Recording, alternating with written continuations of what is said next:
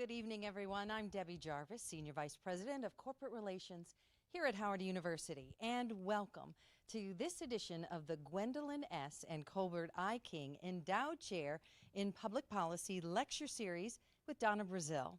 A very special thank you to the Kings for their continued support in bringing these very important and timely conversations to HU and all of you. We're all in for an exciting conversation tonight, and we have Miss Brazile to, of course, thank for that.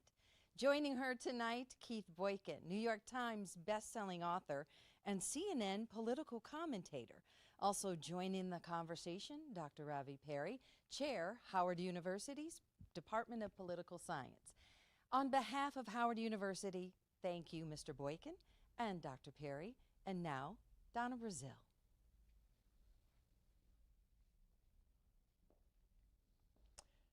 Thank you, Madam Senior Vice President Jarvis, for your kind words and gracious introduction. Welcome back to the Fall 2021 King Lecture Series here on the historic campus of Howard University. The theme this semester is Make the Future Your Own, Building Forward Together. Our series of programs and lectures bring students, faculty, and guest speakers together to exchange ideas and explore common interests on some of the most important public policy issues facing our nation here today, as well as abroad. So on behalf of Dr. Ravi, I want to welcome my good friend, Keith Boykin, to the campus of Howard University. I've known Keith for many, many years. I can't tell you what campaign we go back to, but it was before Dr. Perry was born, I'm sure. Keith and I have worked together on CNN. He is currently a CNN political commentator, and as Dr. Jarvis said, a New York Times bestselling author, a former White House aide to President Bill Clinton. Mr. Boykin has taught at the Institute for Research in African American Studies at Columbia University in New York and at American University here in Washington, D.C. He's a co-founder and the first board president of the National Black Justice Coalition. Keith is a proud graduate of Dartmouth College and Harvard Law School, and he is also the Lambda Literary Award-winning author. His new book is Race Against Time, The Politics of a Darkening America. It's Mr. Boykin's fifth book. I don't know how you have time to write. I'm stuck on my third, Keith. He's also the co-founder and the first board president, as I mentioned, of the National Black Justice Coalition. So welcome to Howard University. Welcome. Thank you, Donna. It's a pleasure to be here. You are still young and restless. I can see and reading this book. I want to also welcome our viewing audiences, both in the studio and via the WHUT Facebook page. For those of you viewing online, please send your comments or questions to the Facebook page or hashtag King Lecture Series. We will leave ample time for questions. Okay. So let's get started. Keith and Dr. Perry, you all know that I love politics, and it really is part of my meat and potatoes. But my good friend, the Raging Cajun James Carville, recently said, following the defeat of former Governor Terry McAuliffe of Virginia, and he said, and I quote, "Stupid wokeness is hurting the party on a national level." It seems whenever racial issues arise in American politics, black folks and some on the left of the political spectrum are criticized for being too woke. Is James correct, or how would you interpret the loss of Virginia, as well as this idea of wokeness in American politics? Wow. Well, I worked with James Carville back in the 1992 campaign. I remember him in the war room in Little Rock, Arkansas, when we were trying to get Bill Clinton elected. And he was known at that time for two things that he said that we should focus on. The first is, it's the economy, stupid, and the second, don't forget about health care. And that was the message that we tried to drive through in '92 in order to get Bill Clinton elected. And he had good advice back then. But James Carville is completely wrong right now. Tell us. The reality is the elections in Virginia and Georgia and in New Jersey and other places that took place last week don't necessarily reflect what everybody's saying that they reflect. First of all, Virginia has a history, as we all know. People in the Washington, D.C. area know this history better than anyone. The idea that Terry McAuliffe was going to defy that history was also a bit of a stretch in the first place. So you don't believe you can defy the curse twice? He's defied it once. Yeah, but this was something that was very difficult for anyone to do, and for Terry McAuliffe, who also because of that history, because he wasn't a new fresh face like Glenn Youngkin, because he was somebody who'd been around for a long time, was facing real headwinds, in trying to win this race. Plus, you've got the fact that the Democrats were unable to pass the infrastructure bill, the Build Back Better plan before the election took place. And you add on to that this whole issue about critical race theory. That was what Glenn Youngkin used to drive his campaign. He scared white parents about the idea that their kids were going to have to learn about race and slavery in schools. Well, since we're going to put it all on the table tonight, I got to bring in my PhD brother here. Because let's get into the theory of race. The theory of race has always dominated American politics, but now we're talking about wokeness. A year ago, we were talking about reckoning. So where are we, and why do we keep getting stuck when it comes to race in American politics? Well, it's great to be here, and I think that this is an exciting time. I think Keith is absolutely right that there's only about a 72,000 margin vote spread in the Virginia election last week. I think to say that it was somehow a death knell to the Democratic Party is a bit overblown. And the issues that were focused in that campaign by the McAuliffe organizers and the Youngkin organizers were simply different issues. McAuliffe sought to tie Youngkin to Trump, try to nationalize the election, and that obviously was unsuccessful. And what we saw that was successful is what we normally see in state and local politics. You stick to the bread and butter issues that people care about, like education, and you will likely be able to etch out a victory. And I would also add that it's quite normal in Virginia and New Jersey, who always hold their gubernatorial elections the year after a presidential election, that the person who is the party that is not in power in the White House always wins. And that was always the case until we should add that last week, New Jersey governor actually won re-election after first time and after 40 years. And that's the point I think that gets lost in the conversation too, Dr. Perry, because I think people keep looking at this as though this was a huge defeat for the Democrats. Right. Not only did they defy the tradition in New Jersey, but they also flipped 41 seats, I understand, in Georgia. Yes, in right. Georgia. 40, nobody's talking about that. Everybody's so focused on Virginia as if this is the only state election that was taking place. But the Democrats actually did very well in Georgia.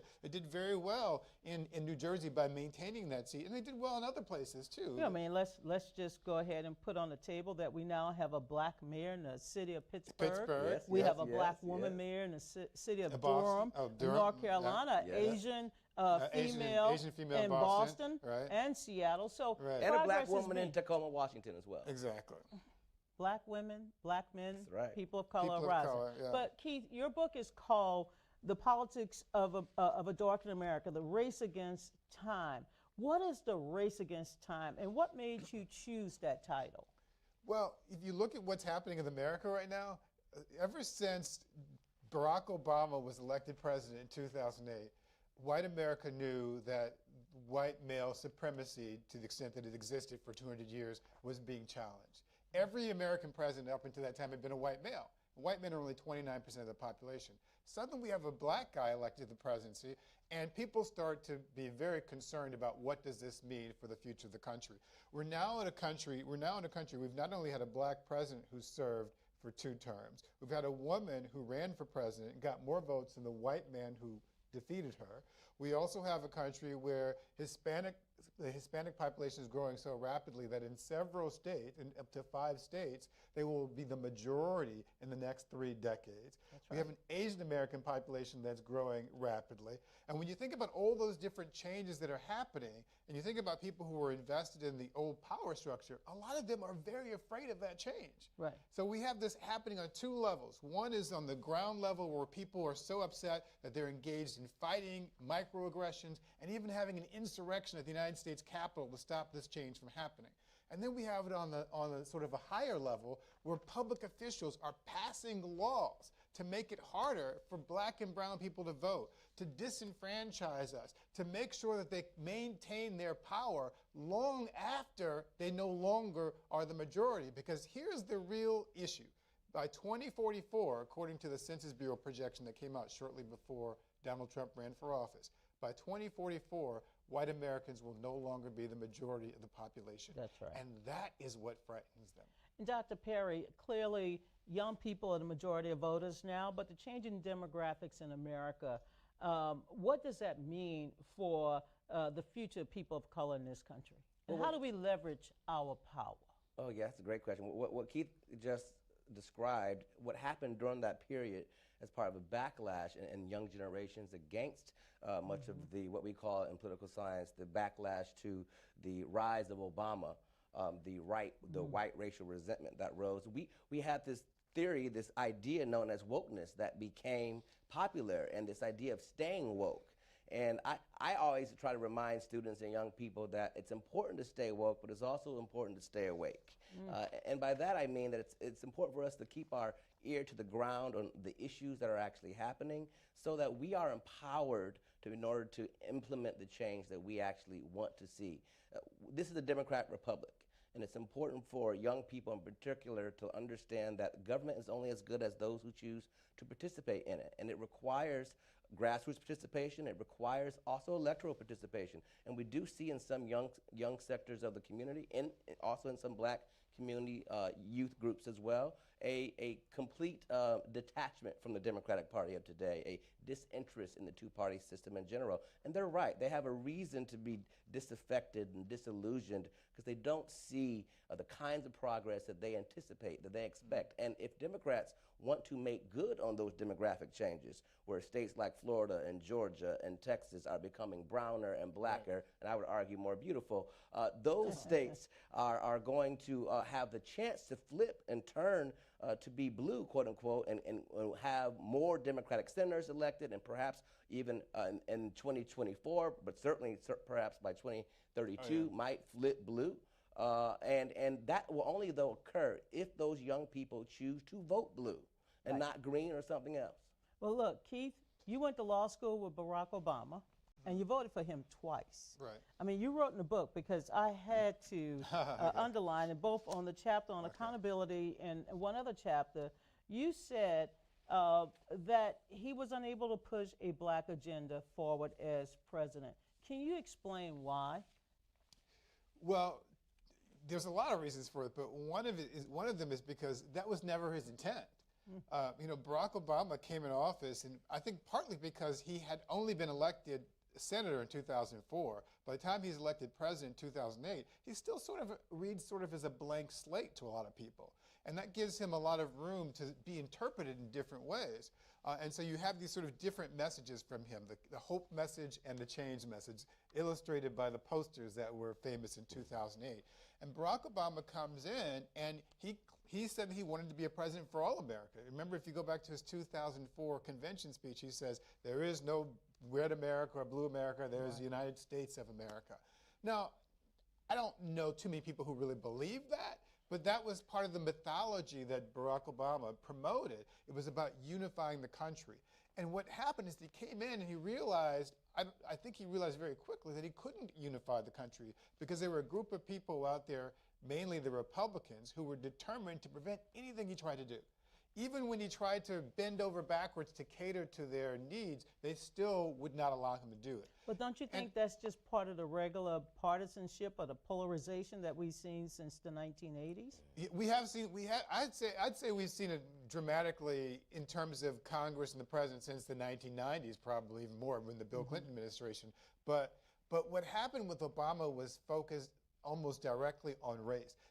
And the reason why is because if you look back, even in the beginning of his first term, or the middle of his first term, there was a middle-aged older man named Donald Trump in 2011 who began a 5.5-year campaign to challenge Barack Obama's birth certificate. And that person ended up becoming the successor to Barack Obama as president, because he animated a whole sector of white Americans who felt that Barack Obama didn't legitimately deserve to be president of the United States. And he was allowed to do that in media circles that gave him free blanket advertising before he even announced that he was running.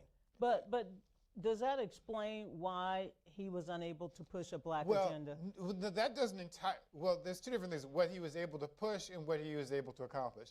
I don't think Barack Obama ever tried to push a black agenda. He said specifically that was not his purpose. He is not the president of black America. And I think that was a disappointment to some black people because they wanted him to push a black agenda. And he did make some achievements, some important accomplishments that helped black people, obviously. For example, the black unemployment rate was cut in half under the Obama administration, and then Trump comes into office and takes credit for that. That's right. Millions of black people got health care because of the Affordable Care Act under the Obama administration.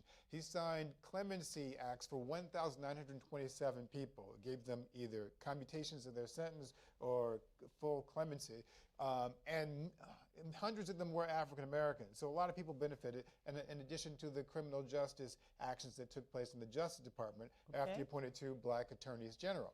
Having said all that, now that we also experienced the killing of Trayvon Martin and Michael Brown and other incidents that created the Black Lives Matter movement, Obama found himself in this peculiar position where he was sort of the highest level figure of African Americans, and yet at the same time there's this groundswell of people in the black community, young people in the Black Lives Matter movement, who were pushing for him to do more and more and more, and they continue to be pushing for more and more to happen. So he was never able to satisfy that group of people who wanted the president to be not just the president of all people, but the president to actually push an agenda to help black people, to push for reparations, to push for the expungement of people of the records for people who had been incarcerated who are African American because of the war on drugs. Well, and here's the problem with that.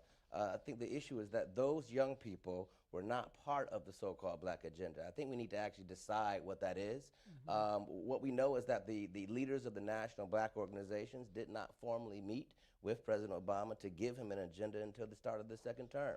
Meanwhile, other marginalized groups met with him within the first couple of weeks of the first term, and though they tended to get a little bit more of their policies achieved, and that led to a debate within, I think, black America that occurred while he was president about what really is the black agenda, who's included in that agenda, and young people and progressives got really, I think, upset with the symbolism of the power of Barack Obama, and then they did not see much change happening on the policy matters that matter to them. But there's also a question about accountability here, too, which is the idea that I think one of the things we learned from the Obama administration is that many of us, I used to tell a joke when Obama, I don't know if I should say this now, when President Obama was in office that— You want to hear the joke. I used to tell a joke that the only thing that would get black people not to support President Obama was if he divorced Michelle and married a white woman. But I mean, the reality, black people, the overwhelming majority of black people were willing to support Barack Obama no matter what, because he was our first black president. And no matter what he did that was unsuccessful, he couldn't have been any worse than all the 40-some-odd white presidents who preceded him. You address this in the book, and you notice I can go straight to I don't know what page you're about to quote, so I'm ready for it. Okay, right. You addressed it in the book, and what you did said one of the most difficult challenges that African Americans face in the Obama presidency was holding a black president accountable. Right. I think that's right, and I felt this way myself. I supported President Obama. I didn't agree with him on everything. I didn't agree with him on the drone policy. I didn't agree with him on marriage equality. I didn't agree with him on legalizing marijuana. I didn't agree with him on his grand bargain. But I still supported him, still voted for him in both those cases, both those elections.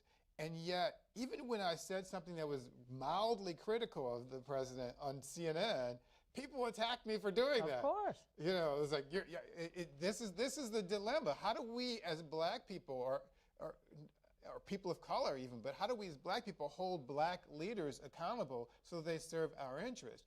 And do so in a way that doesn't suggest that we're trying to take them down, but Right. we're trying to actually help them, so we're helping ourselves, helping our entire community. And that's a really difficult thing to do. I actually have a theory of something that may work. As you know, after 1968 murder of Martin Luther King Jr., we came together as a black community in '72 in Gary, Indiana, and sought to have a political convention that strived to bring different generations of black folks together to set that 21st century agenda. We haven't had a conversation like that in decades, and I think it's about time we do it. And y'all should come to Howard and have it here. Look, I mean, with our first black female vice president, a proud graduate of this university, I believe she should also host it. Kamala Harris would be a great host. Let me ask you about the Black Lives Matter movement. You have studied social justice movements. You've been looking at this extensively. Have they taken the baton from the civil rights movement? Who should we hold accountable today in terms of speaking for and working with the black community to empower it and to strengthen it, especially during this time? Well, here's what's amazing about the Black Lives Matter movement. It started by a group of 3 women on Twitter who saw that it was important to highlight in the media the murder of a black boy who was walking in his family's neighborhood with Skittles. And simply was trying to get home safely. And no one was covering it for weeks and weeks and weeks on end in Sanford, Florida. And they sought to use Twitter to amplify that story. And it amplified, and it blew up, and it got the attention it finally deserved, even though the outcome for many in the black community in terms of what happened to George Zimmerman was not obviously what many people wanted and desired. But the power of how that started is what's important. It's a decentralized network of folks who agree that the agenda that needs to be for black communities in the future has to be inclusive, has to be comprehensive, and has to include a multi-generational perspective.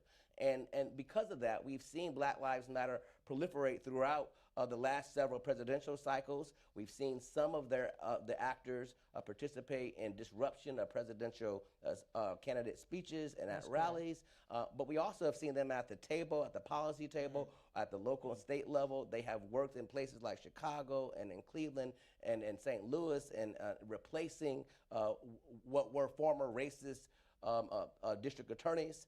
And they have really, I think, put the black community in general on notice, and particularly the mainstream black community, that we have to do more than just identify a leader to kind of speak for us. We need to find a way to create opportunities for everyone to get involved. And the Black Lives Matter movement, I think, unfortunately, was, of course, became attacked by the right as somehow something that was a special interest for a particular group of people. And some of the challenges of decentralization do still remain, and that is that when you don't have a central leader, and when you don't have an office, when you don't have a place to go to blame someone for something that may have happened when they wore a Black Lives Matter shirt, then that allows, in some instances, the media to harp on that the challenges of that decentralization. And I think we do still have some lessons to learn there. That's a good way for us to go back to your book, Keith, because 2020 was very difficult for all of us, I think. But for you, it became a starting point to look backwards, but also look ahead. Why was that moment, the year of reckoning, so important to start with? Yeah, I'm so glad you used that word reckoning, because I kept hearing the conversation talking about 2020 being this year of reckoning. And I didn't feel that it was at the end of the year.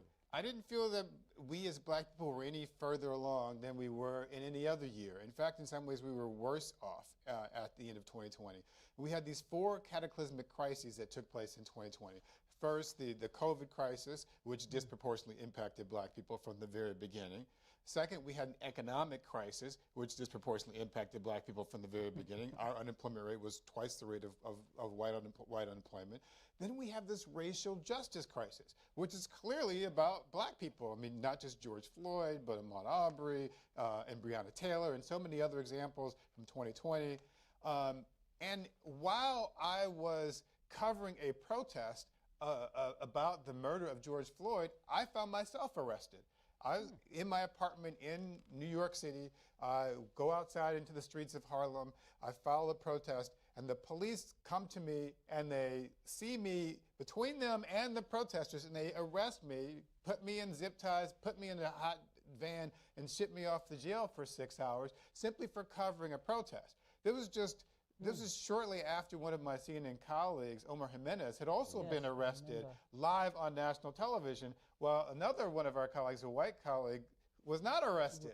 I mean, it was the examples were so glaring, and it was all about race. Then we get to the end of the year after Trump loses the election, and we have a fourth crisis, and that's a crisis of democracy, because for the first time in 100 and some odd years, the president refuses to accept the election results. And what does he do? He targets Michigan. He targets Pennsylvania. He targets Georgia. And where does he go in Michigan? He goes to Detroit. He targets the people in Detroit. Where does he go in Pennsylvania? He targets Philadelphia. Where does he go in Georgia? He targets Atlanta. He's targeting black voters. He made a concerted, targeted effort to discredit and eliminate black voters. That was a crisis of democracy that led to the insurrection at the beginning of 2021. So 2020 is the perfect starting point to have this conversation about this darkening America, because this was the point when we were supposed to be reckoning, but instead we found ourselves falling apart.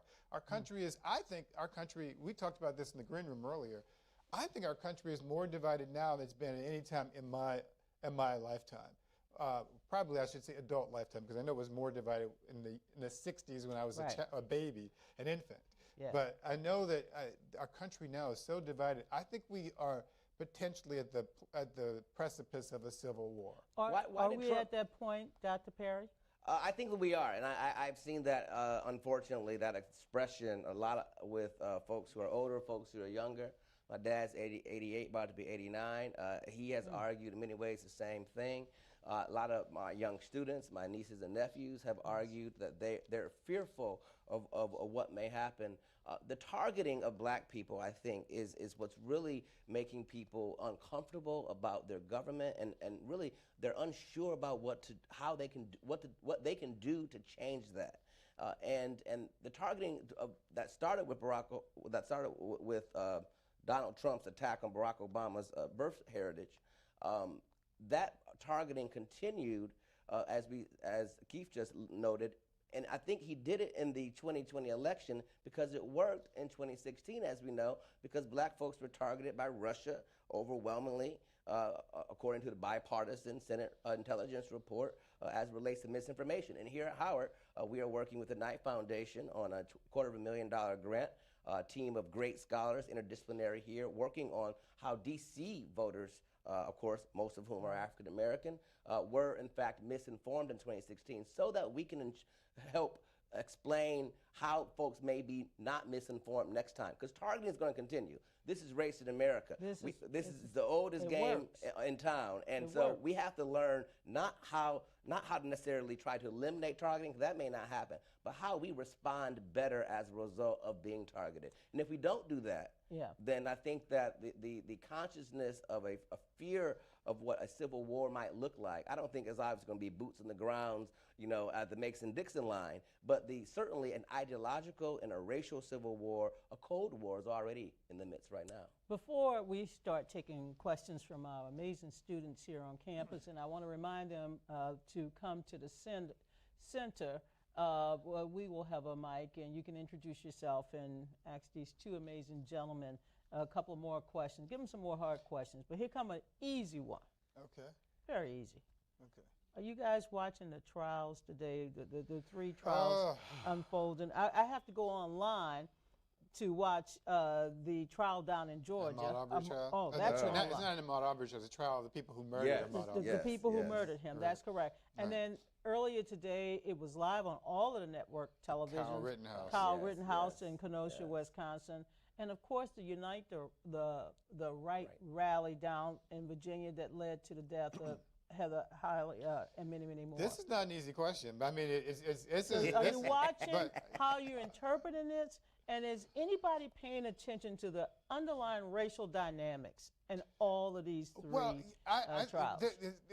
As I said before, everything in this country is about race. And even in the fact that Kyle Rittenhouse, 17-year-old, left his hometown in Antioch, Illinois, crossed state lines with an illegal gun, went to a Black Lives Matter protest for whatever reason, and shot and killed 2 people and injured another person, and was able to walk with his AR-15 past the police officers, and they simply said nothing to him, should tell us that this is about race. So what I did today, I just pointed out on Twitter how Kyle Rittenhouse was treated, and he's now being celebrated as a hero and a victim in white America in some circles. By the judge, too. And by the judge, compared to the way Trayvon Martin was treated, a 17-year-old black boy who was simply walking home, as we said before, from Sanford, Florida, with Arizona iced tea and a bag of Skittles in his own neighborhood, targeted, racially profiled and targeted.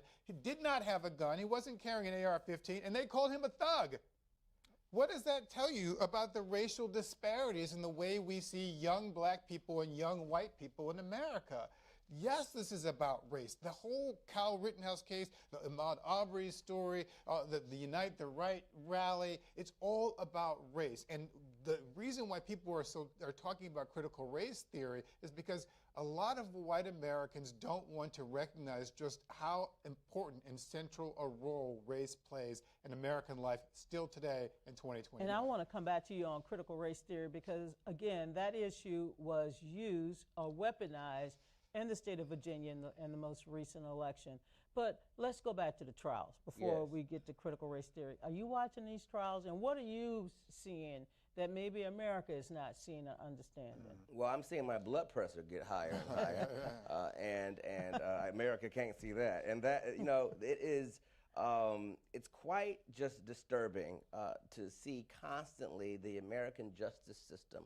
You know, we're here in Washington, D.C., where the Supreme Court has etched on top of those beautiful marble columns, you know, equal justice under the law, this goal that we have been seeking and been striving for. Of course, our own Thurgood Marshall, trained here, really pushed that narrative throughout decades of legal jurisprudence that began here at Howard University. And I think that the reoccurrence of all of these racial issues reminds young people about what they weren't taught in schools. And so going to connecting this to critical race theory, I'm former president of the Association for Ethnic Studies, and ethnic studies is critical race theory, and it's being taught now throughout the country in a couple of states, but none of the states in which the Republicans have made a big hoopla about critical race theory. But I mean, critical race theory is not being taught in high school. No, so. exactly. That's You know, I studied under Derek Bell, who was my law professor in Harvard. He was one of the founders of critical race theory. And it had absolutely nothing to do with anything that the high school students learned. So nothing K through 12? Absolutely nothing. It originally started as a way to critique the way that black and brown people can use the law to understand the way the race works.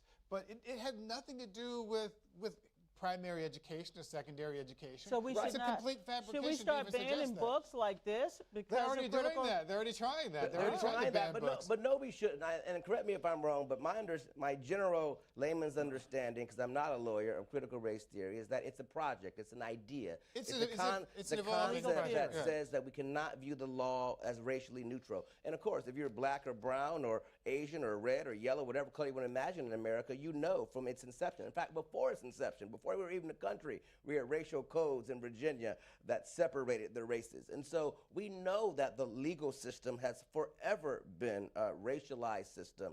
And so to pretend as though it's not is simply, as we know, an effort by conservatives to pull wool over our eyes. But here's partly why it works, because we aren't teaching in K through 12 civics and the kinds of stories of critical thinking and about race in America, and those intersectionality questions, and they aren't learning it. And by the time and they come to college and they get it for the first time often, and that for many people is an eye-opening and it's awakening and it frightens them. It's time to open up this great panel discussion to some of our students. So if you please walk up to the microphone, state your name and where you're from. And if you're taking one of Dr. Perry's classes, let me know, because I would love to hear what you're talking about today. Please don't be shy. This is not one of those forums. While before they do that, can yes, I make yes. a statement too about students? I know that there's a protest going on here on campus at Howard University, and I've been watching this for several weeks. And I write about my experience in the book of being involved in the protest movement at Dartmouth College and Harvard Law School, fighting for diversity, fighting against apartheid. And I think that it's important that people understand that you have power in wherever you are. And this is part of the discussion. If you're a student, if you are a person who feels disempowered, if you're a person of color, if you're African American, if you're a woman, LGBTQ person, whatever group of people you might find yourself a part of, we all have some sort of sense of power, and we shouldn't give away our power. And this is part of the critique I have sometimes about when I'm a lifelong Democrat. I'll just say that from the beginning. You know that we've worked in Democratic campaigns. But I feel like because I have proved my loyalty to the party, I have a right to criticize the party when the party isn't doing enough. I think right now the party isn't doing enough in terms of the George Floyd Justice and Policing Act, the John Lewis Voting Rights Act, or the Emmett Till Anti-Lynching Act. All three are stuck in Congress with a Democratic House, Democratic Senate, and a Democratic president. I feel like the Democratic Party needs to be challenged and pushed, even by people who call themselves Democrats. And the reason why I mention this is because I think that the same thing is true with our institutions, with black leaders, with HBCUs, that we have a responsibility to push our institutions to be better versions of themselves. It doesn't make us disloyal for doing so. It makes us, I think, an exemplar of how we can make all of our institutions more representative and more realistic in terms of being able to reflect who we are. Go ahead. Well, and as James Baldwin said, I love America, which is why I have the right to criticize her perpetually. And I think that as long as we're doing that in good faith, and of course nonviolently, then that's what America's all about. Protest is as American as apple pie. So let me ask a question. How is Biden handling the issue of race? And can he do more to, as you mentioned with those three bills, hurry history? Well, I don't think that he has put that issue on the front burner. I mean, he's been focused primarily on, as we know, the infrastructure and Build Back Better plan, which are important pieces of legislation, major, significant pieces of legislation, but they're not race-specific pieces of legislation. You just fix your mic. And please come to the podium, my friend. He just focused on Afghanistan before that, and we know that that's an important thing to do. I supported the withdrawal from Afghanistan, the pandemic. All these things are important. None of those are race-specific issues. I understand why America needs to address all these issues, but we also have to. What happens with us, those of us who are black, is that we've always had to sort of wait. Whenever an issue comes up that we wanted to address, we've always been told, well, we'll get to you after we deal with all these other issues. Right. I feel like I've been waiting for decades for something to happen. And here we have, at least with the example of the Emmett Till Anti-Lynching Act, Emmett Till was murdered August 28th, 1955. And we still, in 2021, don't have a federal law against lynching. That's right. How much longer are we supposed to wait? That is the question. And I want, it's not just about Barack Obama, but the entire Democratic Party to take black votes seriously, not just a week before or 2 weeks before Election Day, but throughout the entire time when they serve in office. Well, only if they start treating, and I say they, I'm a former chair. And I said Barack Obama, I meant Joe Biden, by the way. Okay, I got that. Yeah. But only if the party treats African American voters, black voters, Hispanic voters as persuadable swing voters. As long as we're in the pot, that's true. No one stirs us. Right. And they don't feel like they have to add anything to the pot. So as you can tell, we're not making gumbo here. But you're cooking with grease, right? I'm always. But we should be, the Democratic Party should be able to do that, because it's clear amongst young people, who is the future of the party, that there are disaffections that are deep. And they are not closely aligning as prior generations did with the Democratic Party. And so the idea that everybody who's black is in lockstep with the party is a misnomer that we need to quickly nip in the bud if the Democrats are going to have any chance of really taking advantage of those demographic changes that are really going to be in their favor. And we got to really pay attention to redistricting. We got a question from a wonderful student. Please state your name, where you're from, and you can direct your question. Good evening. Excuse me. Good evening. My name is Nigel Johnson. I'm a senior political science major, economics minor from Port St. Lucie, Florida. Going back to President Obama and the Black agenda, do you feel like white presidents have an easier time being able to, come out and endorse pushing a Black agenda, like President Lyndon B. Johnson, the Civil Rights Act and Voting Rights Act, or even Elizabeth Warren and other candidates running in 2020 talking about Black maternal health and issues like that, whereas President Obama tried not to specifically endorse those issues? And I want to say one thing before. I met Nigel when he was a freshman. Oh, really? And his grandfather was one of the founders of the first president, right, of Howard University? First black president. Right. And also he's affiliated with the College Democrats. So I like to claim Nigel. Right. Okay? All right. Is that okay, Nigel? I'm claiming him. We're proud of you, Nigel. Thank you. Thank you, Nigel. I think you're exactly right with that question. And Michael Eric Dyson wrote a piece about this, I think in the New Republic in 2015 or 2016, arguing that Hillary Clinton could actually be a better president for Black people than Barack Obama had been for 8 years, in part because of the exact reason you said, because she wouldn't bear the burden of being identified as a Black president. And the way our society views Black people is with a lack of neutrality. They assume that if you're Black, you must only care about Black people and Black interests. So Barack Obama, I think, felt that he had to show everyone that he was concerned about everyone, whereas a white president doesn't necessarily have to do that. Like you said, Lyndon Johnson signed the Civil Rights Act of 1964, the Voting Rights Act of 1965, the Fair Housing Act of 1968. Nobody ever said, are you just trying to serve your own community because he did that? Because he wasn't Black. In fact, he had a history of being a racist. He used the N-word repeatedly for decades. Right. So I think that's an important point. And this is also one of the reasons why I think we have to hold all of our leaders accountable, whether they're Black or white, Democrat or Republican. We have to hold everybody accountable. It's also why we have to focus on substantive representation. You're not always going to get a Black person as the candidate at the voting box. And sometimes folks may still represent Black interests. But again, like Keith says in his book, we still have to hold those folks accountable, but they may not always be Black all the time. Thank you. Thank you for that great question, and congratulations, senior. All right, Nigel. Hello there. How you doing? Doing well. My name is Naheem Banks. I'm a junior honors political science and criminology double major, originally from Los Angeles, California. My question is related to the obsession with Trump and the Democratic Party.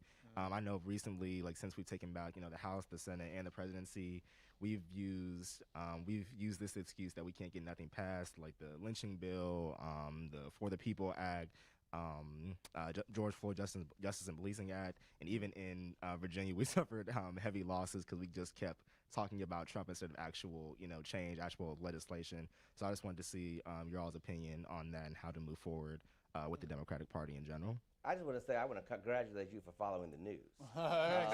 That's It's amazing that young people are doing so. We don't see newspapers anymore, but you clearly are using it on your phone, on your smartphone. So congrats, and I'm really proud of you.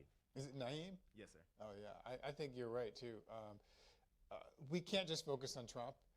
We do have to hold Trump accountable, and there's a whole process involved with that, with the January 6th Insurrection Committee to do so. And I think that process needs to go forward. But for people who call themselves Democrats, that's not a policy platform. But I don't think the Democratic Party is just focused on Trump, to be honest. And I can't speak to what was taking place in the election in Virginia. You all were here and know better than I do. But I feel like the party itself is largely focused on trying to build an agenda that some people think is too far, but it's an agenda that is forward-looking. So I don't really see that obsession with Trump. I know that some people in the party are still obsessed with Trump, but as a party, I don't see it unless you think that holding him accountable and his people accountable means that is a reflection of obsession. Now, in terms of campaigning, I don't think we should be talking about Trump in the campaigns, because people don't care about that in election. They care about their jobs. They care about their health care. They care about their schools, whether they can send their kids to college. They care about their housing, whether they can afford to rent, or whether their home prices are going to stay stable. They care about their environment and their public safety. Those are the things that people care about. And most Democratic candidates, I think, are taught to talk about those things. If they weren't taught, they should know that instinctively, that you talk about the bread and butter issues that the American people, that your voters are concerned about. And if you do that, those issues are also going to be black issues. What we know in polling data for decades is that the primary issues that black folks care about are the primary issues most Americans care about. And so there's a theory known as targeted universalism, where politicians are effective at speaking to minority issues that might prioritize and be targeted toward them, but that have a benefit to everyone. That tends to be somewhat effective, and we've seen success with that with a lot of minority politicians. But the challenge still remains that we have to remember that again, we have to engage in our politics in order to continue to get those results, and that means we have to hold these elected officials accountable. I just want to say a few things observing the Virginia election. One, I thought that Terry did, in the end, decide to run against Trump. He did? Okay. And as you well know, Donald Trump is not that popular. Exactly. So within the whole electorate, he may be very popular with Republican-based voters, but when you think about swing voters and even Democratic-based voters, he's not that popular. Glenn Youngkin ran away from Trump, and he ran harder. And he ran in areas where Donald Trump did not even run in 2016 and 2018, which meant he was able to get out the rural vote. So it's interesting. Terry didn't really run on his record as a governor and what he achieved. I mean, Virginia has really moved forward with regards to education, with regards to voting rights, with regard to so many other major, the economy, jobs. Equal rights amendment. Equal rights, medical parental marijuana. leave, medical marijuana. Yeah. But can I say something about this too? I've had my friend Flo McAfee's in the audience. We've had a conversation about this several times since Terry McAuliffe launched his campaign. Like I said, I live in New York. I don't know what's happening on the ground in Virginia. But my initial reaction when I heard that Terry McAuliffe is running was, again? I mean, he's been around forever. He's been around since the Clinton era. I'm tired of seeing the same old faces over and over again. And I think if the Democrats had put up a younger, or not even necessarily younger, but a newer, fresher face with different voice, that might have made black and they put up two of them. Well, and they didn't make it to the actual general election. But it also shows you a little bit about how much people follow. I mean, one of those black women, has passed 300 bills herself. Right. Super lawmaker. Over the course of being I'm not just saying because she's a black woman. I'm just saying people who have fresher voices and newer perspectives. Terry McAuliffe to me represents the past, and I hate to say that because I know he's popular among some circles in the Democratic Party, but I was not inspired by Terry McAuliffe as being the candidate for governor of Virginia. I had this conversation with Flo, several months ago. I must say that Virginia did make history for the first time in its history. A black woman, Ms. Sears, former delegate, will become lieutenant governor. She's lieutenant governor-elect. Thank you for your great question. We have another question. And that's also more reason why we can't just elect people based on their identity, too, when you think about who she really is. I'm sorry. Good evening. My name is Sydney Poe. I'm also an honors political science major with military science minor. I'm from Atlanta, Georgia. So my question was, if we all saw the 2020 primaries in the Democratic Party, and that was really interesting how that played out, because at the beginning it did not look like Joe Biden was going to be our nominee. And then you kind of saw the switch in South Carolina, and then Super Tuesday happened, and it appeared to just kind of drop out and support him.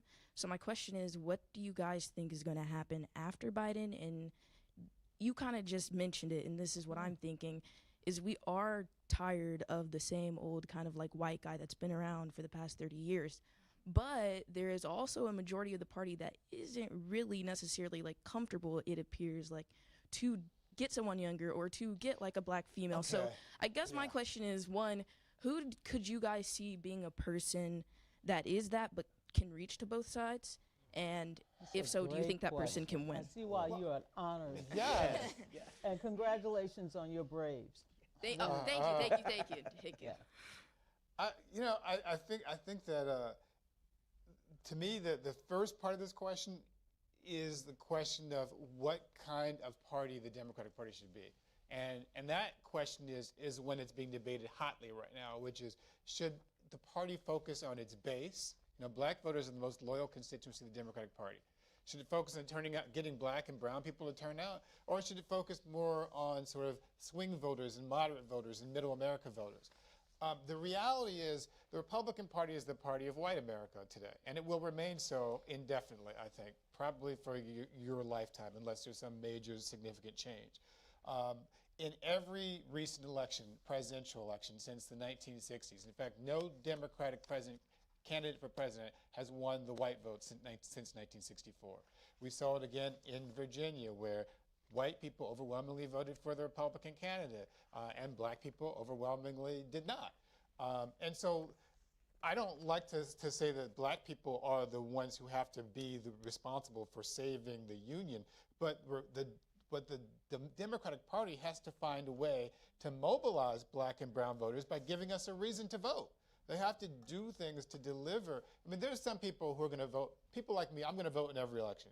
But there are other people who don't vote in every election. There are a lot of young people who don't vote in every. The people who feel marginalized by both parties, who lean toward the Democratic Party but don't vote in every election.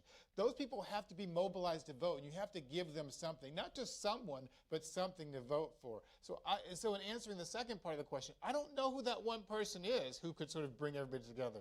I like Vice President Kamala Harris as a person, but I don't think that she's in a position as vice president is going to help her much in 2024, because she's going to take on if she happens to be the nominee, if Joe Biden is not there for whatever reason, or even in 2028, because she's going to take on all the baggage of the Biden administration without the benefits of being able to identify herself. And so I don't know who that person is. Maybe you know who that person is, or you know who that person is, but I can't think of who that one person is. I don't know if I have a person yet, but I know the process. And the process is always designed to find a winner, a consensus candidate by Super Tuesday.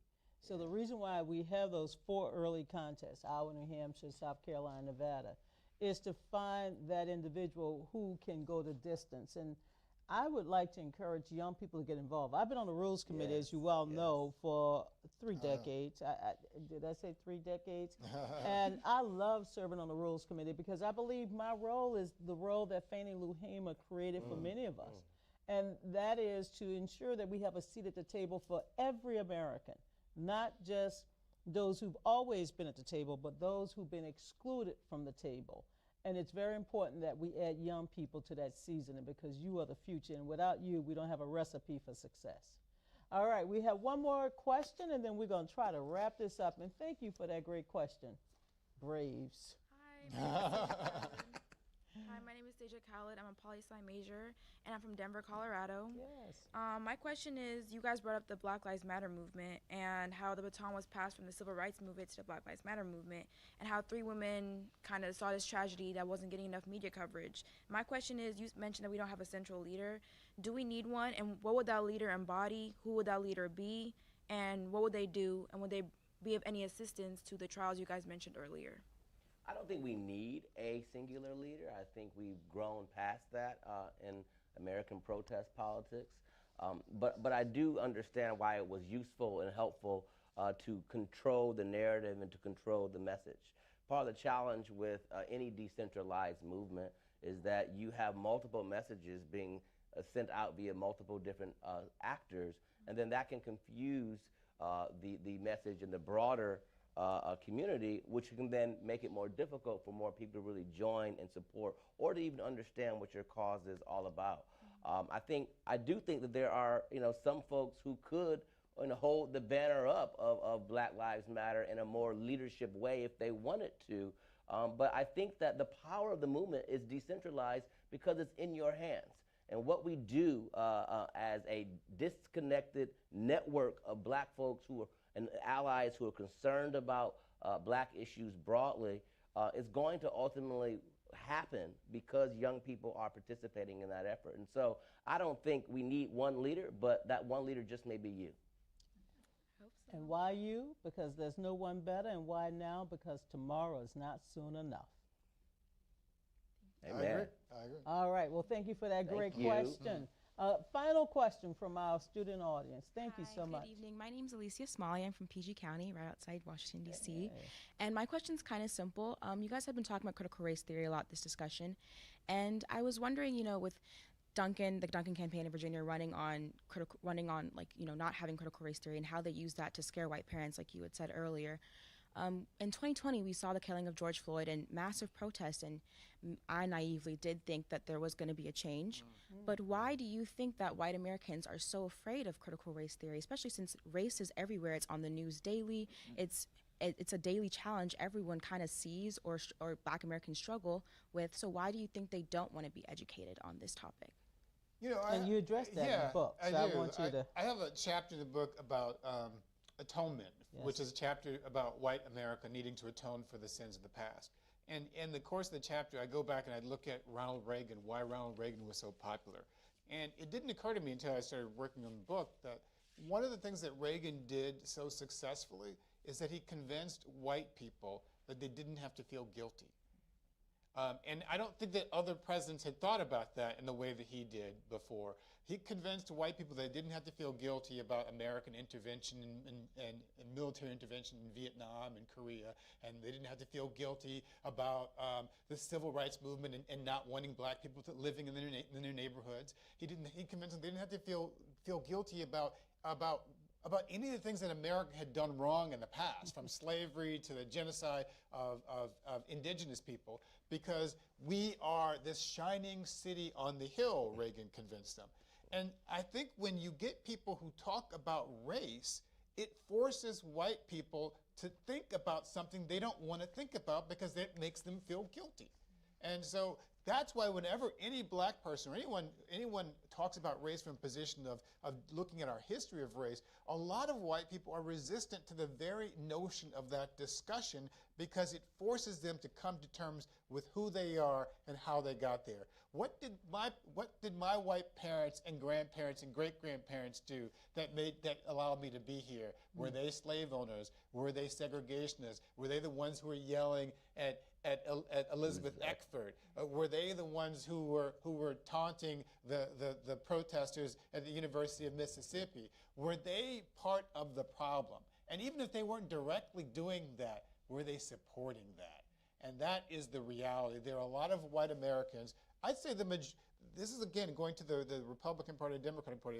Not that those two parties are perfect by any chance, but this is, again, going back to the whole issue of since 1964, no Democratic candidate for president has won the white vote. And what happened in 1964 is that a Democratic president signed the Civil Rights Act. And since that time, white America fled the Democratic Party and moved to the Republican Party.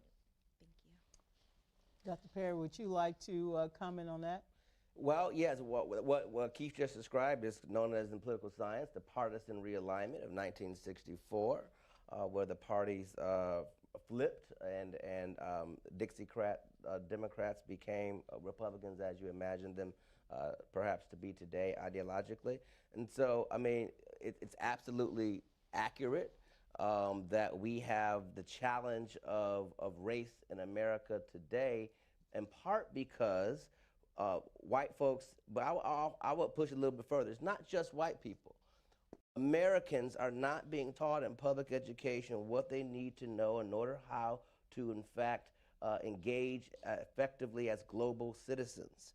And that is a failure of every single American citizen everywhere, that we are not putting the feet to the fire at our local school boards and our state boards of education. And the reason why the Virginia race matters is because it's the governor in most states that appoints state boards of education. Here in the District of Columbia, that should be a state, it is an election. But in most states, the governor is appointed by the state board of education members that set curriculum are appointed by the governor. And so why would you support a Republican and you are scared of critical race theory? It's because you know that that person is going to be able to set statewide curriculum standards. So we have to fight up against that. And if I can segue, what I loved about your book, Keith, is that one of the threads in it is that you have every section you use a line from James Weldon Johnson's Lift Every Voice. And of course, here on Howard's campus, we have the beautiful joy every day at noon and at 6 o'clock hearing that wonderful song. Can you comment on the thread of that narrative and how powerful linking that narrative may be so that we know what we need to, our marching orders are as we leave here? Do I have time to answer that Yes, question? you have Okay. time to also, in answering that question, what can allies do to help the cause of racial justice in America today? Yeah.